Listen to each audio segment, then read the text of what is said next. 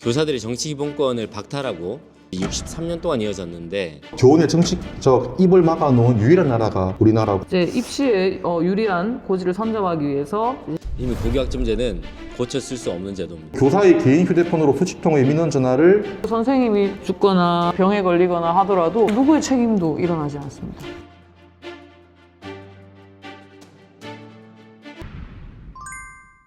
안녕하십니까, 더에듀 지성호입니다. 2025년 어느덧 막바지를 향해 가고 있습니다. 올해는 정권 교체에 따라 교육부 장관과 국가교육위원장이 바뀌는 등 교육계의 큰 변화의 시작점이 되고 있습니다. 이에 더에듀는 교사노동조합연맹, 한국교원단체 총연합회, 전국교직원 노동조합, 교원 3단체장을 모시고 올해의 교육 이슈를 정리하고 내년에 주목해야 할 교육 아젠다를 살펴보는 시간을 마련했습니다. 네, 안녕하십니까. 교사노조연맹 위원장 이보미입니다. 올 한 해 정말 교육계에 다사다난한 일들이 많이 있었습니다. 선생님들이 교육 현장에서 가르칠 수 있는 그 환경을 만들어드리기 위해서 저희 교사노조연맹도 쉼없이 달려온 한 해였던 것 같습니다. 내년 한 해도 선생님들이 보람을 느낄 수 있는 해가 될 수 있도록 더욱더 열심히 노력하겠습니다. 네, 시청자 여러분 안녕하십니까. 한국교원단체 총연합회 회장 강주호입니다. 선생님들이 안심하고 가르칠 수 있는 환경 마련하는데 저희 교원들이 똘똘 뭉쳐서 정책을 만들어가고 또 나쁜 정책에 대해서는 함께 막고 하는 그런 2026년 만들어 보겠습니다. 네, 안녕하세요. 전국교직원 노동조합 위원장 박용환입니다. 올해 대단히 큰 사건들이 많았습니다. 여전히 학교 현장이 어렵습니다. 그 어려운 현장에서 교육의 주체로 우뚝 서기 위해서 애쓰고 계신 선생님들을 모두 응원하면서 오늘 이 자리를 잘 만들어 갔으면 좋겠습니다. 오늘 토론회를 준비하기 위해 더에듀는 각 단체에 올해의 교육 뉴스 선정을 요청했으며 오늘은 이 중 중첩되는 4가지 사안을 선정해 이야기를 나누도록 하겠습니다. 선정된 이슈는 교원 정치기본권 보장, 고교학점제, 대전 초등생 살인 사건 후속 대책과 인천, 제주 등 교사 사망 사건입니다. OECD 국가 중에서 38개국 중에서 교원의 정치적 입을 막아놓은 유일한 나라가 우리나라고 이것은 글로벌 스탠다드에도 맞지 않습니다. 교사들의 정치 기본권을 박탈하고 그리고 왜곡된 프레임을 씌우는 것이 63년 동안 이어졌는데 그 제대로 된 논의조차 되지 못하고 사실 이 기본권을 우리가 국민들이 합의해야 주는 그런 권리가 아니라 당연히 누릴 수 있는 그런 권리를 달라는 것인데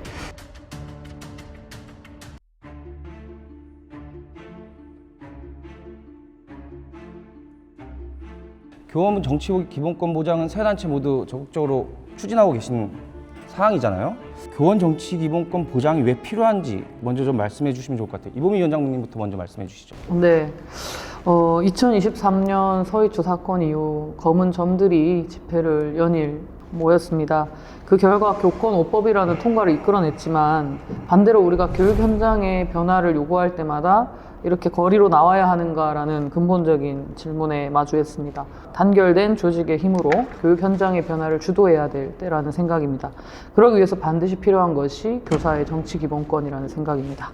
현장 교원들이 가장 교육 전문가입니다. 교사가 정책 수립 과정에서 참여하거나 목소리를 낼 수 있어야 한다는 필요성을 느끼기 때문에 정치 기본권을 강하게 주장하고 있습니다. 대통령의 공약이었고 그리고 최규진 장관도 취임하자마자 정치 기본권이 필요하다고 이야기를 했는데 국민적 설득이 필요하다, 합의가 전제되어야 한다는 말을 반복하고 있습니다. 공약은 신뢰의 문제고 국정 과제는 책임의 문제입니다. 구체적인 계획과 실천이 필요한 시점인 것 같습니다. 너무도 기본적인 당연한 시민권이다라고 생각합니다. 학교 밖에 나가면 시민으로서 살 수 있어야 된다라고 하는 것이 가장 첫 번째이고요. 그리고 두 번째는 교사들이 시민으로 살아가는 것이 교육에도 대단히 유익하다는 점입니다. 이 정치기본권이 63년 동안 없었던 이 기간에 학교 현장은 학생도 교사도 함께 죽어가는 비극적인 현장이 됐다. 그렇기 때문에 더더욱 지금 시기에 정치기본권이 필요하다고 생각합니다. 이 어느 정도 수준의 정치 기본권을 원하시는지 좀 설명을 해 주실 수 있을까요? OECD 국가 중에서 38개국 중에서 교원의 정치적 입을 막아놓은 유일한 나라가 우리나라고 이것은 글로벌 스탠다드에도 맞지 않습니다. 그리고 유네스코에서도 수십 년째 한국 정부의 교사도 시민으로서의 모든 권리를 누려야 하며 공직에 출마가 가능해야 한다는 이야기를 근거하고 있습니다. 정부는 국내 여론을 핑계대면서 국정가지의 추진에 의지를 지금 보이지 않고 있는데 그 실천과 의지를 한번 보여주시기를 바라겠습니다. 하나는 학교 밖에서 근무 시간에 정치 표현의 자유, 그리고 이제 정당 가입, 후원금을 자유롭게 좀 낼 수 있는 자유, 그리고 휴직 후 출마의 자유, 그리고 또 하나는 교원 단체들의 정치 활동에 대한 보장입니다. 이 5가지가 지금 현재 우리나라 법에서는 대단히 포괄적으로 제한되고 있다. 중요한 것은 포괄적 제한이 아니라 포괄적으로 허용하되 일정한 기준을 가지고 제한을 어떻게 할 것인가를 좀 만들어가는 게 좀 중요하다고 좀 생각합니다. 이 우리나라 정당 내부를 살펴보면 조직 안에 교육국 자체가 없는 곳들이 좀 많습니다. 교사 당원이 없는 그런 현실에 국가의 교육 정책이나 어쨌든 세부적인 그런 부분들이 매우 의견으로 반영되지 못하는 그런 부분들이 크고요. 지금 이제 교육감 선거에 있어서도 현재 교사들의 모든 그런 출마를 원천 봉쇄하고 있고 휴직과 관계없이 아예 현직의 출마를 막고 있기 때문에 사직을 하고 나오는 수밖에 없기 때문에 조금 이런 부분 현장성이 매우 떨어진다라는 비판에 부딪히고 있습니다. 지금 박영환 정교조 위원장님께서 철야 당시 단식 농성에 돌입하셨잖아요. 박 위원장님이 현장에 계셨으니까 그 대통령실의 이야기를 어느 정도의 진실성을 받는지 그런 이야기를 좀 해주시면 좋을 것 같아요. 연내에 계속 교사 정치 기본권이 보장될 것처럼 대통령실 그리고 민주당 각종 언론에서 대단히 크게 도배를 했었는데 결국 12월 말까지 그 제대로 된 논의조차 되지 못하고 법안 통과는 되지 않을 것 같습니다. 대통령실에서 와서 했던 얘기는 대통령은 교사 정치기본권 보장에 적극적으로 동의하고 있다. 하지만 국민의 납득이 필요하다. 이렇게 좀 얘기를 했었는데요. 교사들의 정치기본권을 박탈하고 그리고 왜곡된 프레임을 씌우는 것이 63년 동안 이어졌는데 왜 뺏어갈 때는 묻지 않고 되찾아줄 때는 또 얘기를 하는가. 그 정개특위로 풀어가겠다라고 하는 것은 대단히 좀 늦었지만 다행이다라고 생각하지만 진심을 보여줘야 될 시간이라는 생각이 좀 듭니다. 말씀하신 것처럼 최규진 교육부 장관도 최근에 이제 교원의 요구는 높지만 실질적인 추진 동력은 국민 여론이다. 이재명 대통령도 국민 반대 여론도 높다. 지금 이렇게 말을 한 상태잖아요. 그리고 나서 정개특위 하겠다 이렇게 나온 거고 여기에 대해서 어떻게 평가하시는지 좀 들어보고 싶습니다. 사실 여성의 참정권 투쟁과도 많이 닮아 있는 것이 사실 이 기본권을 우리가 국민들이 합의해야 주는 그런 권리가 아니라 당연히 누릴 수 있는 그런 권리를 달라는 것인데 대통령이든 여당이든 지금은 신중 추진 입장으로 선회했다고 하지만 당연히 추진이 되어야 하고 이번에 또 한국노총에서도 노동존중 실천단을 중심으로 해서 박정현 의원, 백승하 의원, 박홍배 의원 이렇게 해서 지난번에 정치기본권 패키지 법안 6개가 발의된 바가 있습니다. 그래서 이런 부분들을 시작으로 앞으로 계속 꾸준히 추진해 나가야 될 문제라고 생각을 합니다. 네, 대통령이 후보 시절에 공약에도 있었고, 그냥 국정과제에도 들어가 있었고, 그러다가 이제 최근에 국민이 동의를 하면 입법으로 풀어야 될 문제라는 이야기를 하시는데요. 많은 선생님이 참 많이 기대를 했는데 그런 이야기를 들으면 많이 힘이 빠지죠. 안 해주겠다는 핑계를 저렇게 하지 않나라는 생각을 하시는 분들이 제 주변에 너무 많습니다. 끝까지 한번 지켜볼 테고 교원의 정치 기본권 회복은 특혜가 아니라 헌법상 보장된 교육의 전문성을 실현하기 위한 필요 조건입니다. 교원을 시작으로 전체 공무원의 정치적 자유를 OECD 수준으로 정상화하는 것이 선진 민주주의로 가는 길이라고 보고 하향 평준화된 규제에 묶여있기보다는 교원이 먼저 뚫고 나가서 전체의 결리를 견인하는 역할도 필요하다는 입장입니다. 어쨌든 여론조사 해보면은 국민 여론이 조금 부정적인 영향도 있긴 한 것 같습니다. 혹시 제안하실 만한 국민 설득을 할 수 있는 방법들 아니면 요청할 것들 이런 게 있으면 말씀 주시면 좋을 것 같습니다. 강제 주입 금지, 그리고 논쟁적 사안의 균형적 교육, 그리고 학생의 자율적 판단 존중이라는 3대 원칙을 철저히 준수하겠다. 그리고 교사가 학교 안에서 정치적 중립을 어겼을 때는 거기에 상응하는 책임을 다하겠다.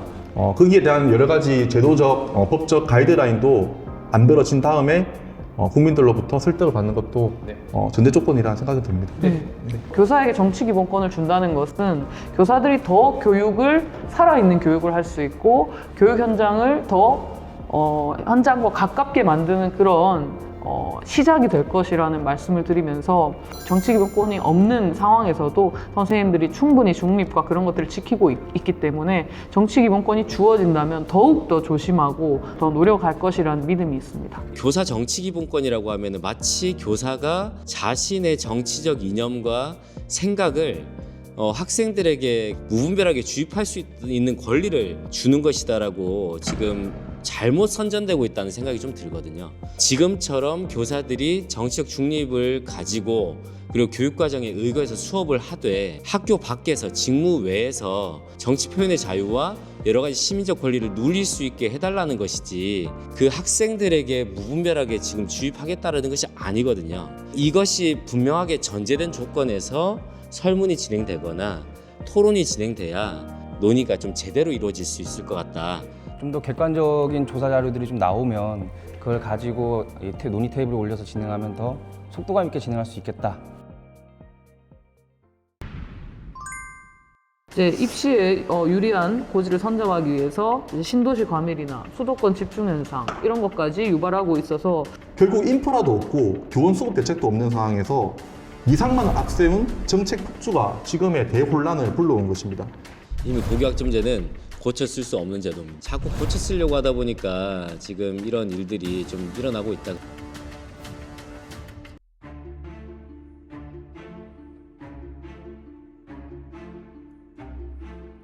(2018년) 첫 영구 선도학교 이제 진행하고부터 벌써 7년이 지나고 나서 올해 고1을 대상으로 전면 시행됐는데요. 역시나 예상된 문제에 더해서 출결 대란부터 터지면서 완전히 고교학점제는 안 되는구나 라는 이제 인식이 바뀌게 됐습니다. 고교학점제가 현재 어떤 문제를 겪고 있는지 박영환 위원장님께서 먼저 말씀 좀 주시면 좋겠습니다. 계속적으로 언급했던 것이 이런 겁니다. 일단 출결부터 터질 것이다. 출결 대란이 일어났고요. 학기당 이 과목 개설 문제로 인해서 다교과 그리고 다학년 지도로 교사들이 제대로 된 수업 준비를 할 수 없는 여건에 좀 내몰려 있는 게 있고요. 교육 불평등 문제가 지금 또 발생하고 있고 이 최성보라고 불리는 최소성취 수준 이 보장 지도 문제가 또 핵심으로 또 등장을 했습니다. 최근에는 국가교육위원회에서 좀 다뤘던 것은 최성보에 대한 문제만 좀 다뤘거든요. 근데 이거는 지금 언발의 오줌 누기고 그리고 대단히 피상적인 문제만 좀 다루고 있다고 봅니다. 폐지를 전제로 한 개선책을 계속 내놔야 된다라고 생각합니다. 지금 50명의 교사가 근무하는 큰 학교 같은 경우에는 한 교사가 2과목만 개설해도 이제 100개의 과목이 생기는 반면에 이제 학교가 좀 작은 규모의 경우에는 이제 교사 20명이 4과목을 개설하더라도 뭐 80여 개의 과목밖에 안 되는 그런 상황이 벌어지다 보니까 과목 선택이나 유리한 점수를 받기 위해서 계속 대규모 학교를 지망하는 그런 현상이 이루어지고 있고요. 이제 입시에 유리한 고지를 선점하기 위해서 이제 신도시 과밀이나 수도권 집중 현상 이런 것까지 유발하고 있어서 좀 이런 부분들이 앞으로 학생들의 교육권이 좀 더 위태로워지지 않을까라는 걱정을 하고 있습니다. 결국 인프라도 없고 교원 수급 대책도 없는 상황에서 이상만 앞세운 정책 폭주가 지금의 대혼란을 불러온 것입니다.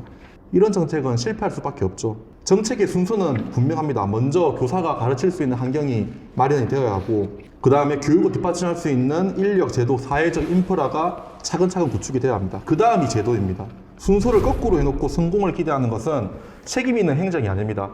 관료나 학자가 교육혁신을 외쳐가지고 성공한 사례가 있습니까? 저는 그 사례를 한 번도 보지 못했습니다. 교육 정책의 출발점은 현장의 목소리에서 출발을 해야 합니다. 많은 문제가 예상이 됐는데 결국 논란에 빠졌단 말이에요. 좋은 취지란 말로 포장해서 내놓은 얼마나 많은 설익은 정책들이 많았습니까? 그 결과 우리 아이들은 혼란에 빠졌고 우리 학교와 선생님들은 부담으로 다가왔고 교실은 대혼란으로 빠졌습니다. 가장 불안한 건 우리 학부모님들입니다. 저는 교육 정책만큼은 이상보다 현실이 먼저고 그리고 속도보다는 신뢰가 먼저라는 그런 말씀을 좀 드리고 싶습니다. 선진국의 사례들처럼 뭐 이렇게 바로 적용을 하려고 하다 보니까 뭐 유급이나 뭐 이런 부분에 대한 우려도 지금 나타나고 있는 상황이고 무학년제 이런 것들도 사회적 합의나 이런 것들이 아직 좀 미흡하지 않나. 그래서 갑작스럽게 이렇게 제도를 가져오는 과정에서 이런 논란에 빠질 수밖에 없고 준비하지 못했던 것이 가장 큰 원인이라고 저는 생각을 합니다.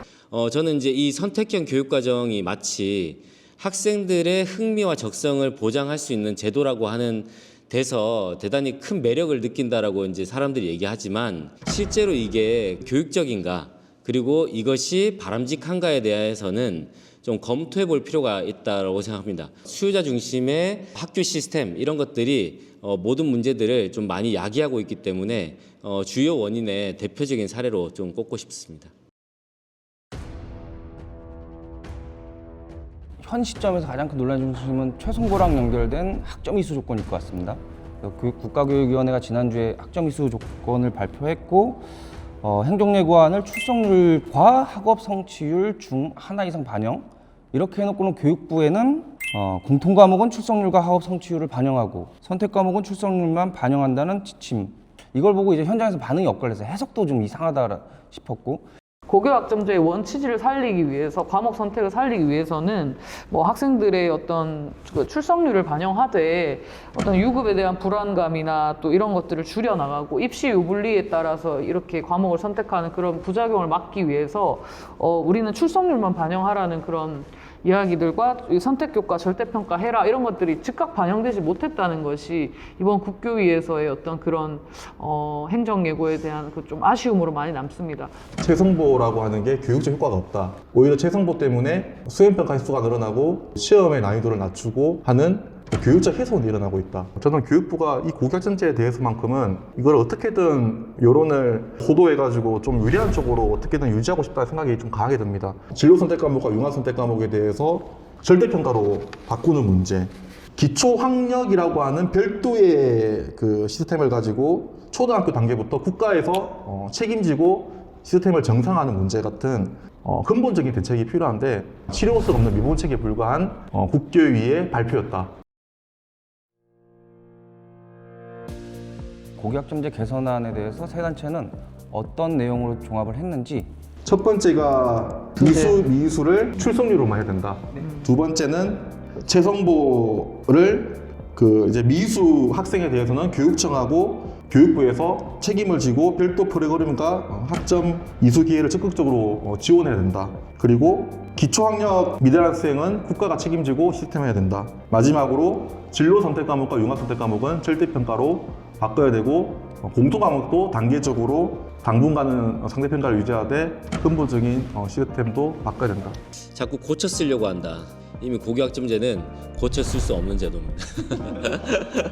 그게 핵심입니다. 전면 재검토하고 폐지에 준하는 개선책을 조금씩 내놓으면 되는데 자꾸 고쳐 쓰려고 하다 보니까 지금 이런 일들이 좀 일어나고 있다. 그래서 교육부와 국가교육위원회는 현장 교사들의 의견을 듣는 것이 대단히 중요하다고 봅니다. 그것이 지금 혼란을 최소화하고 다시 이제 올바른 방향으로 가는데 지름길이라고 생각합니다. 네, 이상 고교학점제에 대해서는 좀 이야기를 마무리하도록 하겠습니다. 우리 교원들이 불안장애와 우울장애 진료 건수가 34만 건이라고 교권 침해와 학부모 민원이 교사들의 정신질환을 키우고 있는 주범으로 꼽혔고 CCTV를 많이 설치하고 사각지대 없이 설치한다고 해서 절대로 이런 학교 구성원들의 신뢰가 더 두터워지거나 사고가 안 발생하는 것이 아닙니다. 교육적 권한이 온전하게 보장돼서 교사들이 민원의 두려움 없이 생활지도할 수 있고 수업할 수 있는 것이 보장돼야 된다.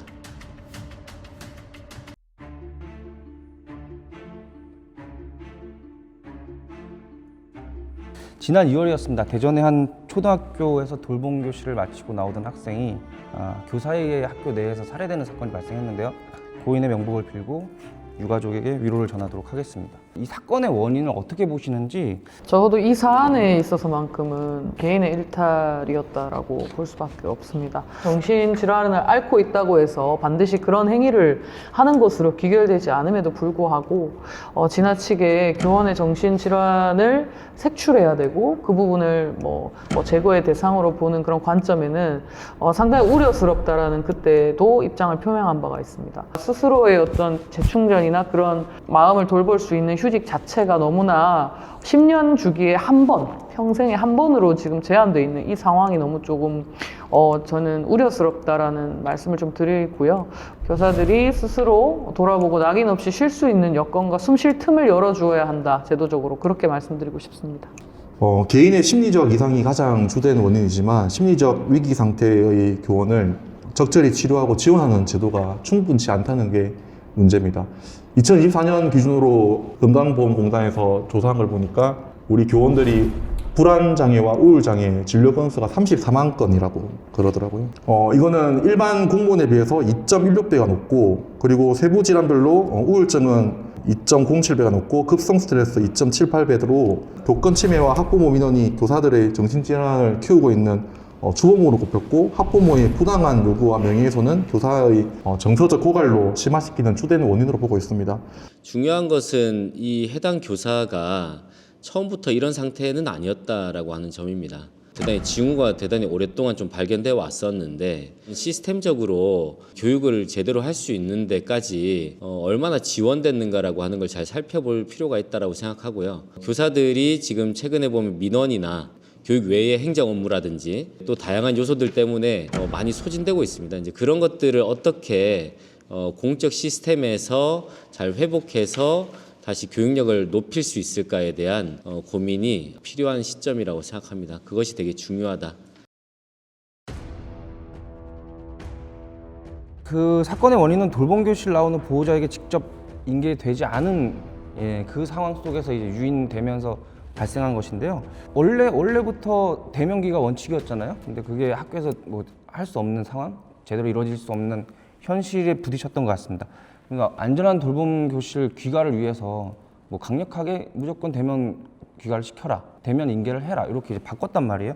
근데 현재 이게 어떤 방식으로 진행되고 있는지 가정마다 이렇게 대면 인계가 어려운 가정의 경우에는 이제 사설에 의존하는 그런 것들이 있다 보니까 조금 이런 부분들이 학부모님들의 부담이 가중되고 있는 상황이라서 교육청도 학교도 이런 어떤 늘봄 인력이나 자원봉사자를 좀 채용함으로써 지원을 하고 있는 형편입니다. 사실 노동시장 자체가 우리 아이들과 학생들이 저녁 8시, 9시까지 돌보는 환경이 아니라 부모님과 함께 저녁을 맞이할 수 있는 방향으로 조금씩 바뀌어야 되는 문제라고 생각을 합니다. 학교에서 일어나는 많은 부분들은 교사 개인에게 맡겨져 있는 부분들이 대단히 많습니다. 저는 이렇게 해서는 더 이상 유지할 수 없다. 사회적인 문제에 대해서 그리고 학교에 요구되는 것들을 감당할 수 없는 수준에 와 있다라고 생각하고요. 진짜 안전을 좀 담보해야 된다라고 생각하면 저는 인력과 시스템을 보완하는 것이 무엇보다 중요하다 이렇게 보고 있습니다. 그 대면 인계를 위해서 선생님이 학생을 인솔하러 가면 교실에 남겨져 있는 학생에 대한 또 안전사고 우려가 또 새롭게 발생할 것이고, 그리고 또 인력을 새로 채용한다고 했을 때 그 채용 또 업무가 학교로 또 떠넘겨지는 상태고, 교육청이 안전 인력을 채용해서 학교에 뭐 배치하는 게 가장 저는 필요하다고 봅니다. 학교안전강화책으로 교육부랑 국회 CCTV 설치 추진하고 있잖아요. 근데 CCTV 설치, 교실 내까지 가능한 CCTV 설치에 대해서 어떻게 생각하시는지? 네, 우선 교실 내 CCTV 설치는 반대입니다. 교실은 감시의 공간이 아니라 좀 배움과 성장의 공간, 그리고 믿음과 신뢰의 공간이 되어야 하는데 CCTV를 설치하면 마치 범죄를 예방할 수 있다라고 하는 것처럼 좀 접근하는 것이 현장에서 교육하는 시스템과 전혀 맞지 않다라는 생각이 들고요. 이 CCTV가 교실 내에 들어오게 되면 음성이 녹음이 안 돼요. 아무런 어떤 앞뒤 맥락 없이 펼쳐지는 영상만으로 대단히 곡해와 오해 왜곡들이 일어날 수 있다라는 점이고요. 그리고 신고가 급증할 것이다 라고 생각합니다. 보육계 쪽에 지금 CCTV가 설치가 됐고 그것 때문에 이직률이 대단히 높아졌고 여러 가지 민원과 신고에 좀 시달리면서 좀 일을 하고 있는 실정이다. CCTV를 많이 설치하고 사각지대 없이 설치한다고 해서 절대로 이런 학교 구성원들의 신뢰가 더 두터워지거나 사고가 안 발생하는 것이 아닙니다. CCTV가 뭐 안전뿐만 아니라 학교 폭력 신고 증거로도 앞으로 얼마나 많이 활용되겠습니까? 그리고 이런 부분들이 계속 어떠한 무슨 자신에게 유리한 것들을 입증하기 위한 수단으로만 기능할 것이 너무나 불보듯 뻔하기 때문입니다. 정말 이런 일이 벌어질 때마다 정말 근본적인 대책이 아니고 이게 서리건 정책으로 학교 현장의 혼란을 가중시키는 법안들이 왜 나오는지를 잘 모르겠습니다. 한마디로 빈대자벨에다가 초가상간 다 태우는 격이라고 보고 있습니다. 학교가 수혜 중심이 되고 사법화되면서 우리 교원들은 정책 이행자, 학부모님은 정책을 심판하고 감시자 역할이 점점 가중되고 있는 현실인 것 같습니다. 요즘에 스네이드 중에서 바디캠을 착용하고 다니시는 분들이 계십니다. 그러니까 오죽하면 내가 아동학대로 의심받지 않기 위해서 그 학교 전담 경찰관 SPO 증원에 대해서는 어떻게 보시고 계신지? 현직 경찰 인력조차도 지금 배치가 부족한 상황인데 1학교 1 SPO 배치가 좀 이게 불가능에 가까운 조치가 아닌가. 그렇다고 해서 뭐 퇴직 교원이나 퇴직 경찰을 활용한다는 것은 실질적인 대안이 되기가 좀 어려운 게 이제 실효성 있는 어떤 현직 경찰로서의 기능하는 부분들이 매우 이제 부족할 것이고요. 즉각적인 물리적 제재가 필요한 상황에서 이제 교사 혼자 이런 것들을 감당하는 것이 아니라 학교에 있는 다양한 인력들이 같이 좀 이렇게 제지 정도라도 가능한 부분이 있어야 되지 않나? 저는 SPO가 필요하다고 생각이 듭니다. 우리 선생님이 잘하는 것은 아이들 가르치고 교육하는 것인데 잘 못하는 것을 지금 학교로 밀어 넣었거든요. 그 중 하나가 학교 폭력입니다. 폭력을 다루는 직업은요, 경찰하고 판사하고 검사입니다. 그래서 선생님들에게는 교육적 해결을 맡겨야 되는 거고, 학교 폭력, 그 폭력에 대해서는 경찰이 맡아야 되는 겁니다. 지금 미국이나 영국에서는 그렇게 하고 있습니다. SPO가 1학교 1경찰이 필요하다고 보고 그렇게 해야 되는 게 맞다고 보고 있습니다. 1학교 1명 이렇게 배치하는 것이 맞는가라고 하는 것도 저는 논쟁 지점이라고 생각합니다. 그것보다 중요한 것은 SPO가 실질적인 역할을 할 수 있는 데 있어서 좀 점검이 좀 필요하다. 지역사회랑 연계해서 그 학교 폭력 문제를 역량을 좀 더 발휘할 수 있는 시스템은 없을까라고 하는 부분들까지 좀 고려해서 제도가 좀 잘 좀 도입되고 좀 이렇게 개선되면 좋겠다는 생각을 가지고 있습니다.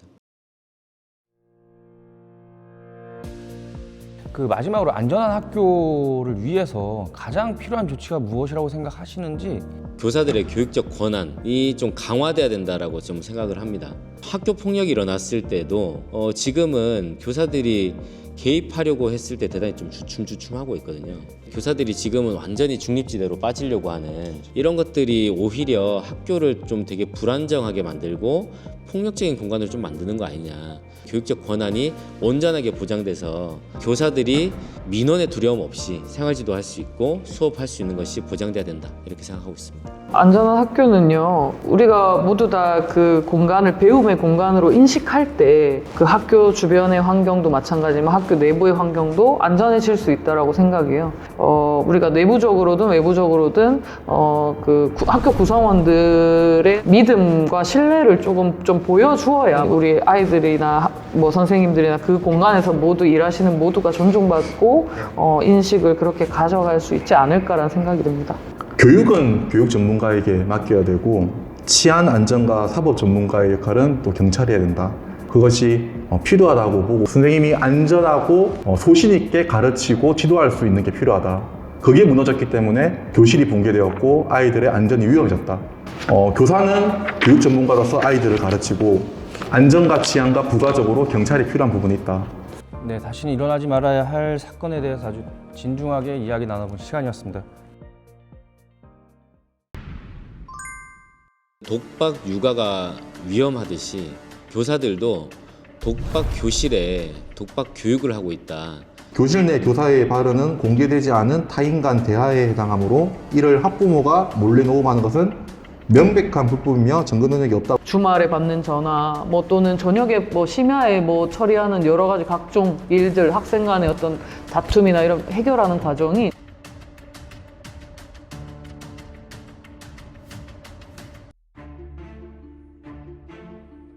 교사들의 입단, 극단 선택 문제에 대해서 좀 이야기해 보도록 하겠습니다. 올해 대표적으로 제주랑 충남 교사가 스스로 생을 마감한 사건이 있었는데요. 너무나 안타까운 일인데요. 사유는 조금씩 달라도 핵심은 과도한 민원과 업무 과중으로 인한 스트레스가 꼽히고 있습니다. 교사의 극단 선택 공통 이유를 무엇으로 보는지? 한 2시간 전에 고 제주 현성준 선생님 아내분에게 전화를 받았습니다. 아직도 많이 억울해하시고 비참해하시고 비통해하고 계십니다. 교사들이 맨몸입니다. 교사를 보호할 수 있는 법적 장치가 별로 없습니다. 그런 상태에서 아니면 말고식 아동학대와 악성 민원에 대해서는 강력하게 제재를 가하고 처벌한다 보고 있고요. 교사가 교실에서 일어난 여러 가지 문제들 홀로 끌어안은 채 해결하려고 애쓰다가 많은 상처를 받거든요. 저는 이 모든 현실이 우리 교사가 홀로 맞서는 문화, 그리고 그 내모는 구조, 함께 버텨주지 못하는 문화의 단면이라는 생각도 들면서 연대의 손길로 서로를 곁을 지켜주는 교직사회, 그것이 우리가 가야 할 가장 중요한 방향이라고 생각을 하고 있습니다. 독박 육아가 위험하듯이 교사들도 독박 교실에 독박 교육을 하고 있다. 새로운 교육감이 들어서면, 새로운 장관이 들어서면 정책이 더해지기만 하지 빠지는 게 없습니다. 계속 더해지고, 그리고 민원은 갈수록 많아지고 악성 민원은 극심해지고 있습니다. 지원청과 관리자, 그리고 도교육청, 교육부가 자신의 책임과 권한을 다하지 않고 마치 또 이제 교사가 또 감당해야 되는 것처럼 좀 하고 있는 이런 구조적인 문제가 교사들을 대단히 무기력하게 만들고 좀 시리에 빠지게 만든다. 학교의 교육 시스템이 교육지원청으로부터 철저하게 지원받는 시스템으로 바뀌어야 된다. 사건이 계속 발생하지만 책임지는 사람을 본 적이 없습니다. 보통 이제 다른 직군 같은 경우는 부하 직원이 죽거나 다치면 위에 있는 상관들이 당연히 그 책임을 지게 되어 있고요. 유독 우리 그 교직만큼은 그 안에서 어떤 일이 일어나는지 전혀 관심조차 되지 않고 그 안에서 그 선생님이 죽거나 아니면 어떤 병에 걸리거나 하더라도 누구의 책임도 일어나지 않습니다. 그런 어떤 이런 환경이 우리를 스스로 고립하게 만들고 있는 것은 아닌가. 그 인천 특수교사 사건으로 좀 가봐야 될 것 같아요. 작년에 발생하긴 했지만 올해도 이어서 계속해서 논란이 크게 되고 있는 사건이거든요. 특수교육에 있어서 학급의 인원 배치, 교사 배치를 할 때 우리가 보통 4667 이런 얘기를 좀 많이 하고 있습니다. 유치원, 초중고 졸업한 학생들까지도 어떤 학생 수로 좀 기준을 둬야 되는지를 좀 법으로 명시해 놨고요. 그리고 일정한 수의 학생이 되면 학급을 또 분리할 수 있게끔 또 돼 있습니다. 그런데 이런 것들이 전혀 지원되지 못했다. 특수 학생들을 한 교사가 맡는데 한계가 있기 때문에 그 4667이라는 기준도 낮춰야 된다는 얘기를 참 많이 하고 있거든요. 그럼에도 불구하고 지금 이제 인천처럼 한 교사가 대단히 많은 학생을 좀 감당해야 되는 현실은 교실 자체를 위험하게 만든다고 생각합니다. 아무리 우리가 교원 정원이 확보되고 법정 어떤 교원 배치 수가 이렇게 정해진다 해도 교육청에서 지키지 않으면 책임지는 사람이 없는 그런 일들입니다. 그래서 결론적으로 아까 말씀드린 것처럼 책임을 지는 사람이 위에 있고 권한이 있는 사람이 책임을 져야 아랫 사람들을 어떻게 보호하고 할지가 제때제때 나오는 거라고 저는 생각을 합니다. 네.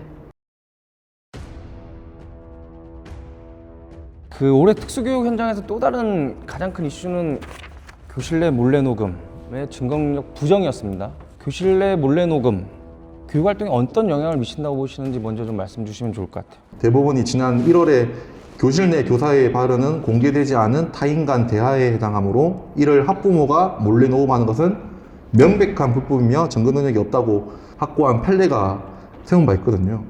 얼마 전에 우리 교청에서 설문조사 해봤더니 몰래 녹음 청지법이 통과될 경우 교육활동이 위축된다는 응답이 95.5%였습니다. 이러한 설익은 또 정책으로 학교의 혼란, 그리고 선생님들의 교육활동 위축, 가장 큰 피해는 우리 특수교육 학생들에게 돌아갈 것 같습니다. 당장 멈춰주십시오. 이 몰래 녹음은 교실 공간을 그 불신과 그리고 신고와 이제 증거 수집의 공간으로 전락시키는 교실 붕괴의 쌍두마차라고 생각합니다. 대단히 좀 부당하고 좀 부적절하다. 하루의 대부분을 차지하는 우리 직장 생활이 하루 종일 녹음되고 녹화된다고 생각해 보시면 답이 나올 것 같습니다. 우리는 더욱더 빠르게 소진될 것이고 피상적인 관계만 남아서 제대로 된 살아있는 교육활동을 어렵게 만드는 법이라고 생각합니다. 결국에는 1심에서는 아동학대의 행위에 대해서는 인정을 했어요. 아동학대 신고를 나가면 95%가 기소가 되지 않습니다. 기소가 된다고 하더라도 유죄에 나온 확률은 또 더 낮겠죠. 그런 상황에서 그 1심에서 아동학대가 인정되었다. 저는 그것도 인정할 수가 없고, 지금도 우리 특수교사들은 학생의 돌발 상황이나 자해, 타해를 막기 위한 불가피한 신체 접촉이나 큰 소리의 제지 행위가 아동학대로 오인받아가지고 큰 고초를 겪는 일이 너무나 비일비재하거든요. 인당을 고려하지 않고 녹음된 순간만의 응애만을 아동학대로 판단하는 것은 대단히 부적절하다. 저는 근본적으로 더 문제는 정서적 아동학대잖아요. 이게 교사들이 모든 생활지도에서 언행이 아주 퍼펙트할 수 없다고 봅니다. 감정을 가지고 지도할 때도 있고 하지만 그렇다고 해서 그런 것들이 다 정서적 아동학대로 연결돼야 되는가라고 하는 부분에 대해서는 거의 대부분의 교사들이 그럴 수 없다라고 얘기를 하고 있거든요. 교사들의 생활 지도의 그 폭과 권리, 권한에 대해서 어떻게 보장돼야 되는가라고 하는 것에 대한 폭넓은 논의가 좀 잘 됐으면 좋겠습니다. 일부에 아동학대를 하는 가해자들이 있는 것도 사실이기 때문에 그런 부분으로부터 이제 취약한 아동들을 보호하기 위한 측면에서 필요성을 주장하시는 분들도 있습니다. 그러나 말씀처럼 일부만을 녹음 증거로 활용하여 악의적으로 신고하는 경우들까지 모든 것을 다 사회적 비용과 이런 것들을 다 고려했을 때 증거 능력으로서 인정하기가 매우 우려스럽다라는 입장입니다. 네, 알겠습니다. 제주 사건으로 좀 넘어가 보겠습니다. 진상조사단에서는 민원의 문제를 제기했습니다. 근데 경찰은 사회 통념을 넘은 수준의 민원이 아니라면서 불송치한 거죠. 결국 가해자 없는 피해자가 발생하게 된 건데요. 이 판단 어떻게 하시는지. 경찰의 수사 결과가 보는 현장의 어려움을 외면한 처사라고 보고 있습니다.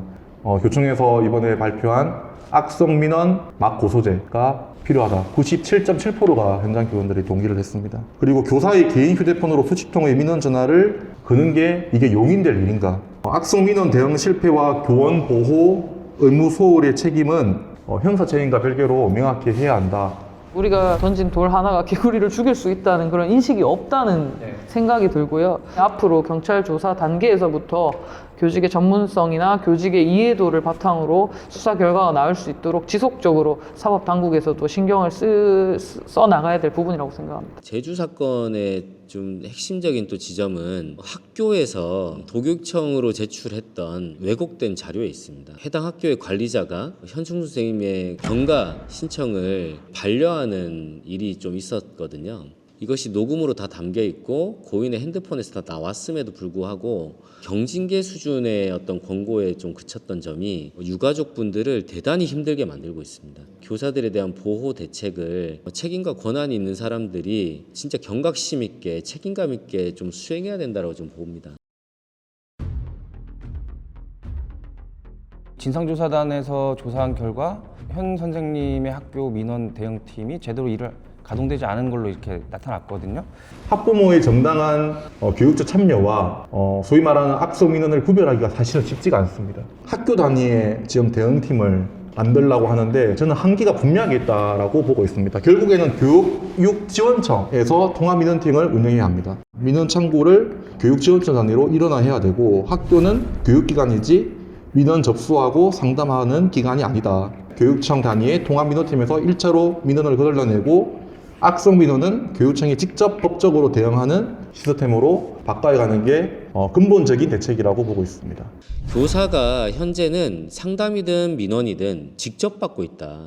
직접 받지 않는 시스템을 어떻게 구축할 것인가 라고 하는 것이 대단히 좀 중요하다라고 좀 보거든요. 교육을 하고 있는 그 시간이 온전하게 보장되면서 남는 시간에 상담이나 응대를 할 수 있는 이런 시스템이 좀 갖춰야 된다.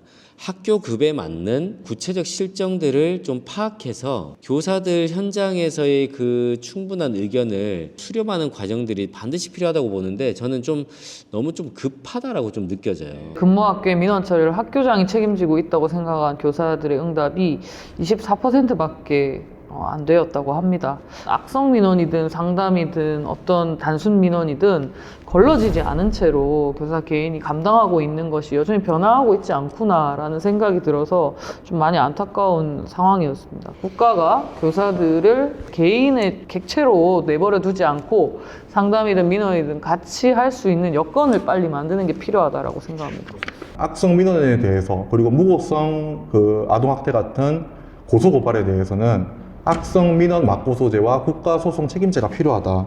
삼성이나 현대 같은 대기업에서 직원이 업무를 하다가 소송을 당하면 어떻게 합니까? 개인이 홀로 변호사 사고 경찰서 가고 합니까? 절대 그렇지 않거든요. 저희는 국가의 대리인입니다, 교사는. 그러면 국가가 완전하게 책임을 지고 모든 것을 대리해 줘야 되거든요. 국가도 기업처럼 공무원인 교사가 억울한 일을 당했을 때는 맨 앞에 나서가지고 든든한 법무팀이 되어서 역할을 해야 된다. 교원들의 순직 인정이 상당히 어렵다라고 교원단체에서는 계속 주장을 하고 있거든요. 사망과 업무 사이의 인과관계를 전적으로 거의 유가족들이 좀 입증을 해야 되는 좀 상황이 좀 돼 있습니다.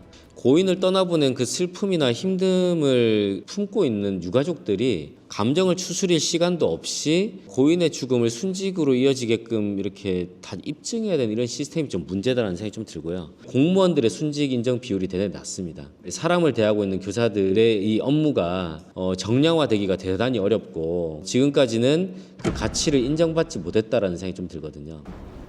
저희 공무원들의 순직 인정 비율이 소방이 82%, 경찰이 62%인데 교사들은 고작 26%밖에 안 됩니다. 가장 낮습니다. 우리 교원들이 순직 보상 심의위원회에 참여가 보장돼야 된다.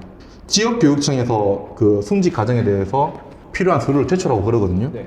개인이 지금 다 모든 것을 다 하고 있습니다. 유가족에게 모든 짐을 떠넘기고 뒷짐치는 게 아니라 유가족 지원 순직 지원팀을 구성해서 운영하는 제도적 보완이 가장 핵심인 것 같습니다. 심지어 우리가 지금 개인 SNS로 받는 퇴근 시간 이후의 상담도 사실 업무의 연속이거든요. 네. 그런 부분이 기록되는 시스템이 없어요. 저희가 뭐 주말에 받는 전화, 뭐 또는 저녁에 뭐 심야에 뭐 처리하는 여러 가지 각종 일들, 학생 간의 어떤 다툼이나 이런 해결하는 과정이 전혀 담기지가 않습니다. 그냥 단순히 시간으로만 봤을 때 또는 뭐 근거가 남지 않아서 이런 어떤 고충에 대해서 전혀 이해를 못한다면 보이지 않는 어떤 업무에 대한 이해도가 매우 떨어질 수밖에 없다. 저는 그렇게 생각합니다. 네.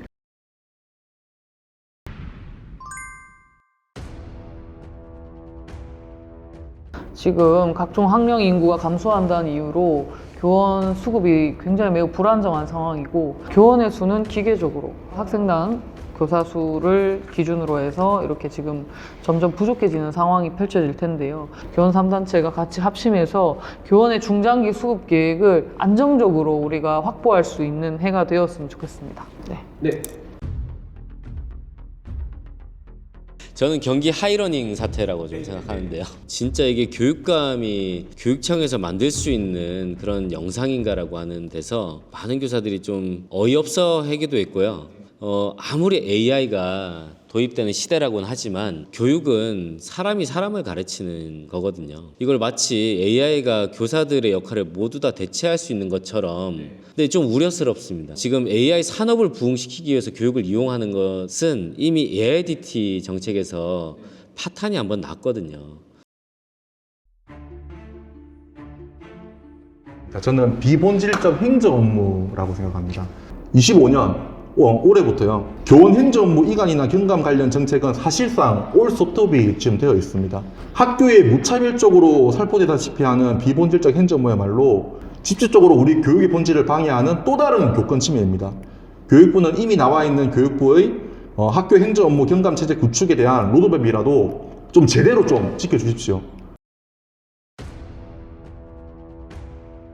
지금 가장 큰 이슈가 항마통이라서 거기에 대해서 이제 어떻게 생각하시는지, 그리고 어떤 입장을 갖고 계신지. 그 우수 사례라고 하는 것이 학생들의 뭐 고기를 구워주고 대출 상담을 또 해주고 뭐 이런 일들이 항마통이다. 많은 선생님들이 이 도대체 지금 현장을 알고나 하는 소리냐. 그런데 중요한 것은 교육과 복지를 좀 분리할 필요가 있다. 지금 현재 도입된 것은 교사들에게 거의 또 다 떠맡겨지다시피 이제 제도가 도입된다는 거예요. 원래 핵심은 지원청이 많은 역할들을 대부분 해야 됩니다. 그런데 지금은 교사들에게 다 떠맡기는 시스템이란 말이에요. 그렇기 때문에 지금 2026년에 도입되는 것은 전면 유보되어야 된다. 저는 한마통이 내년에 또 학교를 혼란으로 몰아넣는 제2의 고교학점제라고 보고 있습니다. 학교가 교육기관이지 만능 민원 해결기관은 아니거든요.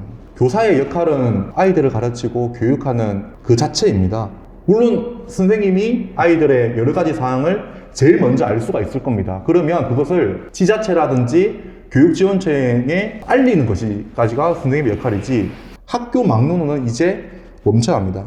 모든 제도는 인력과 예산, 시스템으로 돌아가는 거지 교원 개인의 희생으로 돌아가는 것이 절대 아니라는 말씀을 드리고 싶습니다. 심각한 우려와 함께 전면 유예를 요구하는 바입니다. 학교는 발견하는 기관이고요.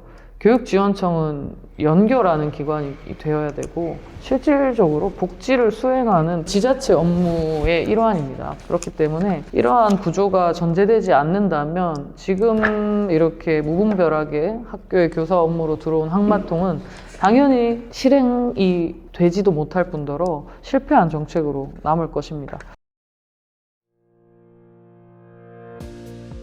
토론회를 마무리할 시간이 됐는데요. 더해드 독자분들께 그리고 전국의 교원분들께 그리고 국민들에게 마무리 인사 좀 부탁드리겠습니다.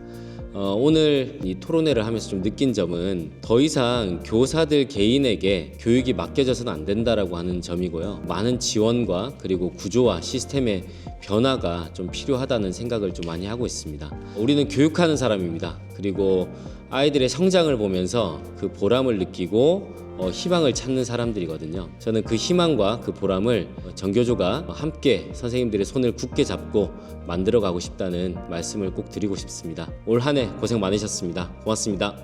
네, 안녕하세요. 전국에 계시는 50만 우리 선생님 여러분, 그리고 국민 여러분. 저는 정책의 완성도는 속도와 행정 편의가 아닌 학교 현장에서 우리의 목소리라고 생각이 합니다. 참 아픈 현실을 맞아가고 있는 것 같습니다. 우리 전체 교원의 60%는 언어 교원단체도 가입되어 있지 않다는 사실입니다. 우리 교원단체가 제대로 된 역할을 못했기 때문이라고 생각하고 있습니다. 저 먼저 뼈저리게 깊이 반성하고 있습니다. 그러나 한 가지 분명한 게 있습니다. 교원이 흩어져서는 그 어떤 교권도 어떤 제도도 절대로 개선이 이루어지지 않는다는 사실입니다. 이제는 함께 버티고 함께 바꾸고 그리고 함께 책임지는 시대를 살아야 된다고 생각하고 있습니다. 말로만 하는 단체가 아니라 행동으로 응답하고 실천으로 직면하면서 당대의 문제에 비켜서지 않고 직접 부딪히는 한국교총이 되도록 만들겠습니다. 이런 굵직굵직한 교육 이슈들도 우리 모두가 함께 고민하고 지금처럼 소통하면서 해답을 반드시 찾아 나갈 것이라는 믿음이 있습니다. 우리 무너진 교육 현장 다시 바로 세우는 일에 모두가 한마음으로 응원과 지지를 보내주시면 너무 감사할 것 같고, 오늘 이렇게 귀한 시간을 마련해 주신 더에듀 우리 관계자분들과 또 우리 교원 3단체장님들께도 올 한 해 연대와 협력으로 함께 해주셔서 진심으로 감사하다는 말씀 이 자리를 빌어 드리겠습니다. 감사합니다. 네, 감사합니다. 자, 오늘 교원 3단체장을 모시고 대한민국 교육 현안에 대해서 다양하게 알아보는 시간이었습니다. 바쁜 와중에 시간 내주신 이보미 교사노조 위원장님과 강주호 한국교총 회장님, 박영환 전교조 위원장님께 다시 한번 감사의 말씀드립니다.